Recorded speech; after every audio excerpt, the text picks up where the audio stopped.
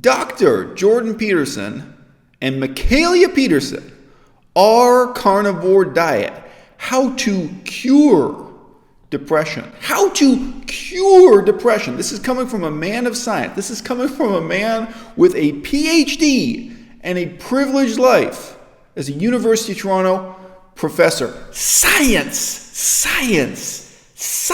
The title says How to Cure Depression.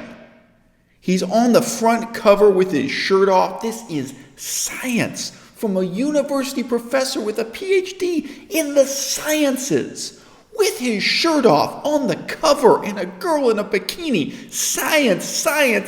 Dr. Jordan Peterson, How to Cure Depression and Disease with Meat Only. Science. Can I say the word? Say it together with me. Science. I mean, really, people like to disrespect my crew, but the fact is that you know my name and I don't know you. Featuring Dr. Sean Baker. Oh, they got the doctor in there. They should have put PhD in the title too. We got one guy with a PhD. We got another guy who's some kind of medical doctor. And there's a girl in a bikini. And I got to give them credit for this, man. $7.90 paperback. Woo! Most of the books on a vegan diet, I'm looking at $20, $40. Easily. This man has decades of research behind him. This man is, a PhD and peer-reviewed publications. This is, this is religion. Are you maybe trying to dodge a lawsuit when you market your diet book under the category of New Age spirituality, religion? When you want, you know what I'm saying? So maybe it's not a science. Wonderfully comedic, says this reviewer.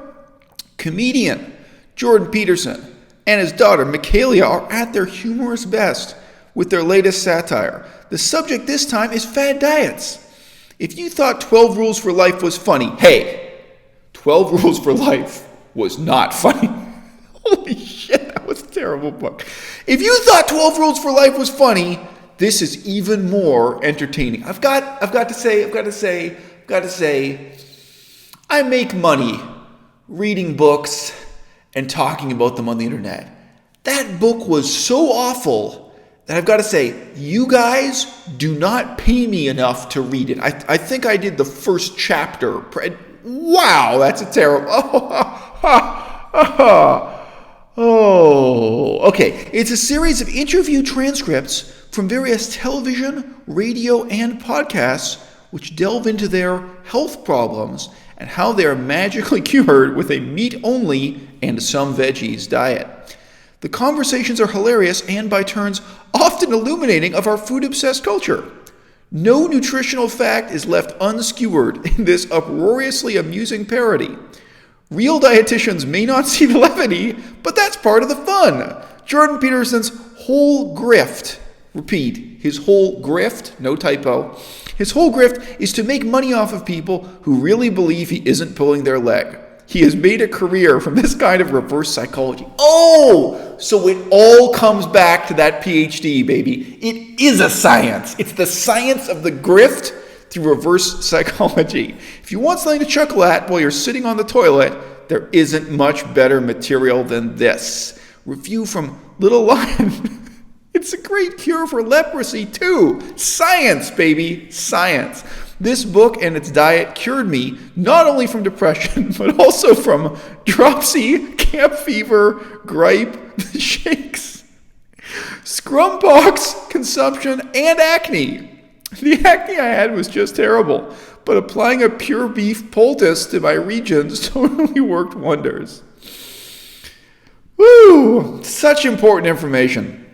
This reviewer says, I've been following Michaela and Jordan Peterson regarding their kind of carnivore diets for quite some time. It's a controversial approach due to the prevailing beliefs that eating red meat is detrimental to human health and that a plant-based diet is optimal.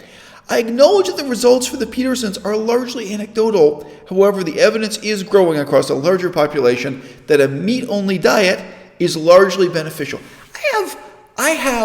I have one word for you. Mongolia. Okay? If you want to look at an historical population that had a predominantly meat-based diet, a diet with unbelievably large amounts of ruminant animal meat, Mongolia.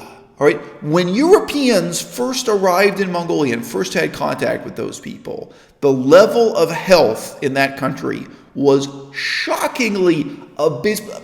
Just look, if you want to read into it, it's actually a crucial part of the development of racism in Europe. When Europeans got to Mongolia, they thought that these people's health problems were genetic, and they were not. They were caused by the unbelievably unhealthy meat-based Mongolian diet. All right, we continue. For background, see the meatheals.com website. If you want to look into the history of Mongolia, that is not the website I would recommend or have in mind. Okay, we go on here. In addition, I belong to several carnivore/meat-only Facebook groups. Well, okay, well maybe that explains your perspective on the book here, where members try the diet and report their results. Many of them have been very compelling, including weight loss, relief from depression and mental fog, and addressing type 2 diabetes and autoimmune conditions. Overall, most diet participants report improvements in overall health and vitality, including in the bedroom. Let me just tell you something about the placebo effect here, people. You can find claims of a miracle cure from electroshock convulsive therapy. One of the most thoroughly debunked, disproven forms of mental health intervention is electroshock convulsive therapy. All the research has been done on it. You can look it up. You can find archived first-person people telling you how this turned their whole life around, how it improved their life, how it cured positively everything, being hooked up to a machine and given electrical shocks. All right? So, people will convince themselves that they've been cured by almost any experience imaginable, from electrical shock to going to a prayer meeting and having a holy man put his hands on you and say magical words in a magical sacred language. It's not that surprising that people switching to a diet that has a ton of fat, a ton of salt, a ton of protein, that this would have some kind of short-term electroconvulsive effect. But what we have to be interested here in terms of science would be the actual etiology, would be the actual cause and effect relationship, not just those subjective impressions. Anyway, this review ends by saying it's really great to have all this information in one place. I hope it will benefit many readers.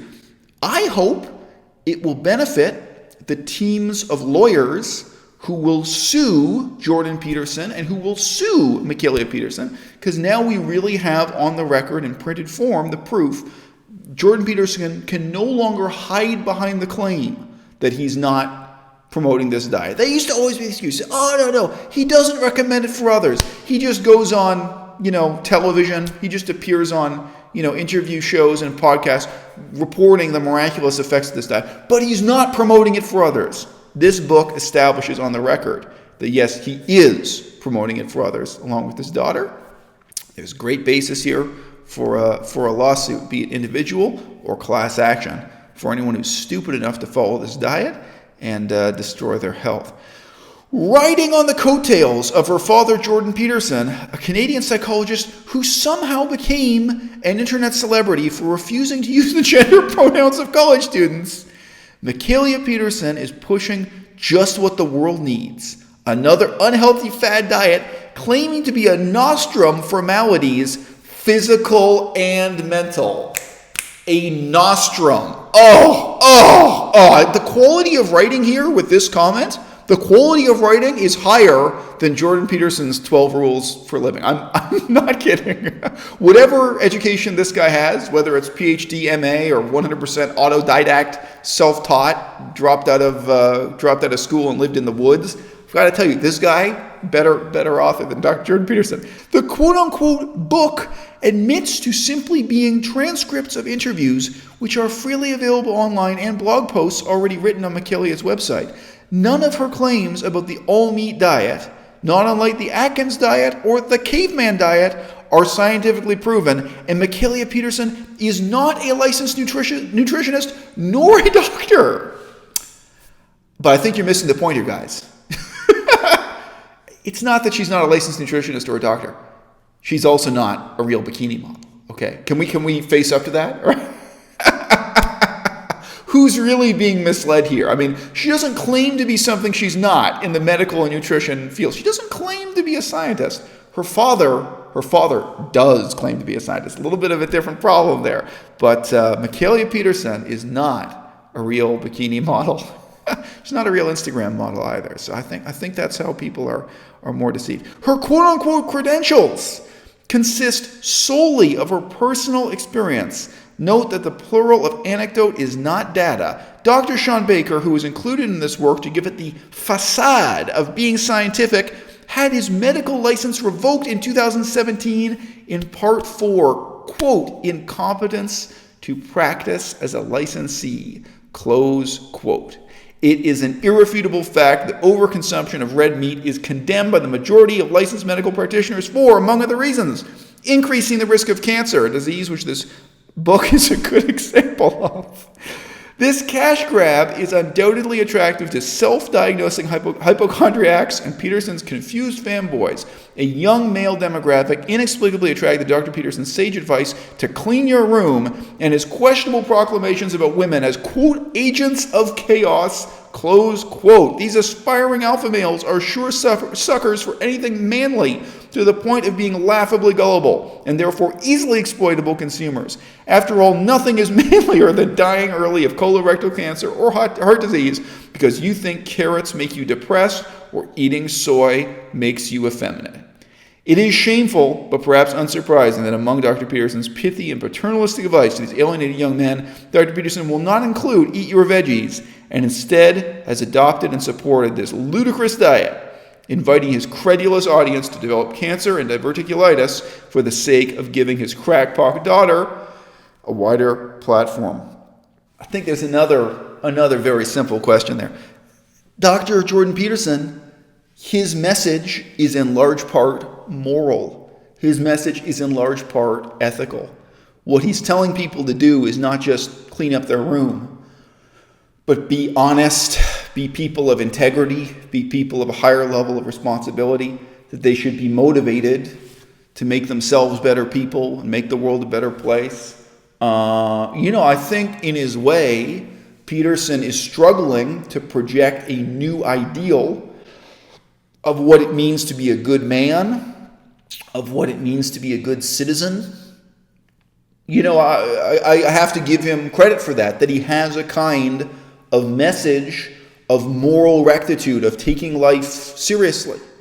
Now, I don't agree with his assessment that this means you should stop masturbating. I don't agree with his assessment this means you should only have sex with one person your entire life, which is his position. He supports a return to a Christian ethos of marriage that I don't think it's fair to anyone, men or women. There are many kind of strange, unexamined authoritarian aspects to his worldview. Nevertheless, he is calling on people to answer to a higher moral standard, and he's calling on people to hold themselves to a higher ethical standard. So why not apply your ethical standards to this, right? Jordan Peterson's own daughter, Michaelia, admitted that she quit eating pork. She quit eating pigs because she saw a videotape of the suffering of the pigs. She felt bad about the harm done to pigs by the meat industry. All right? She felt compassion. She felt a sense of moral culpability, of moral responsibility. How about you, Jordan? How about you? I got problems. I got problems in my life. I'm living right now on like a 100% broccoli diet. I eat broccoli at least twice a day. No, I don't only eat broccoli. I also eat all kinds of other vegan foods. But I mean, broccoli is a really big part of my diet right now. And if you told me that I would feel better, mentally, like whatever it means to cure depression, I don't even understand why it is you think I can live a life that's objectively depressing and then I won't feel subjectively depressed by it if I eat this crazy diet. That makes no sense to me. Like, if my life sucks because I've got problems with education, I got problems with career, I got problems with my divorce lawyer, I got problems with my ex-wife, I got problems with money or airplane tickets or what, I got problems with YouTube, whatever it is. If I'm in a context that's objectively depressing, I got problems I'm struggling with, why would I want to be on a diet that subjectively would make me feel not depressed with that or not concerned? That I don't get. That I fundamentally do not understand. If your life is miserable and you feel miserable, well, guess what? Your feelings are an accurate mirror for your circumstances. Your instincts are responding to threats and fears and concerns and worries, and you got those feelings, so use it. You know what I mean? The same way a boxer uses anger, the same way a boxer uses fear to fight better. You've got to look at what's making you miserable and then use that misery to motivate you, to win at whatever game it is you're playing, presumably not boxing, right? So I would not want to eat a diet that would quote unquote cure depression. I would not want that. I would want to solve the problems that make me depressed. And I would want my misery to motivate me to solve those problems. If there were a pill, and I don't believe there is, if there were a pill that solved depression, cocaine, Adderall, all of those have a better chance of curing your depression than so-called antidepressants, SSRIs. Regardless, I would not want to take that pill. I'd rather have my misery. I'd rather feel it and struggle with it and get motivated to solve my problems. Okay? But if it were true that the 100% meat diet somehow had an effect on your mood more profound than cocaine, more enduring than a daily dose of Adderall, if it somehow did insulate you against the sorrow of this life, if it did in some sense cure depression, there's no way I could justify every day killing a cow, killing a lamb, killing a pig. There's no way ethically or morally I could justify that just for my own shallow, self-centered, self-indulgent happiness. So Jordan Peterson, by your own moral standards, in terms of your own mission to call on individuals and society as a whole to have some kind of higher level of rectitude, you have to go back and re-examine what you're eating and why. And I don't care how crippled you think you are by depression. I don't care. I don't think that would justify you becoming a cocaine addict. I don't think your depression would justify you becoming a rapist. I don't think your depression would justify you becoming a murderer. I don't think your depression would justify you owning slaves. And you know what? It might brighten you the hell up if you became a slave trader or a slave owner. But either slavery is right or it's wrong. It doesn't matter how happy it makes you or how much it alleviates your depression. Either cocaine is right or it's wrong, and it doesn't matter how happy it makes you. Doesn't matter how much it alleviates your depression. And of all things in this world, and you can find reflections on this in ancient Greek and ancient Latin sources, morally, it's easier to justify killing and eating a lion, like out of revenge. A lion somehow harmed you, a lion attacked you, maybe the lion bit your hand off, and then you managed to kill this lion in self-defense. In that scenario, there's some kind of perverse argument to go ahead and eat the lion. I wouldn't do it. I wouldn't do it. I don't think revenge is a moral justification for much of anything. I really don't. And my whole life would be profoundly different if I believed in revenge as providing a moral justification for my actions. Okay? But there's some sense in which you can sympathize with a man who's attacked by a lion, kills it in self-defense, and then eats it. But for you on a daily basis to be the aggressor, for you on a daily basis to be the lion, for that there are no excuses. For that there's no possible justification. Not when it's possible to live a healthy life on a vegan diet.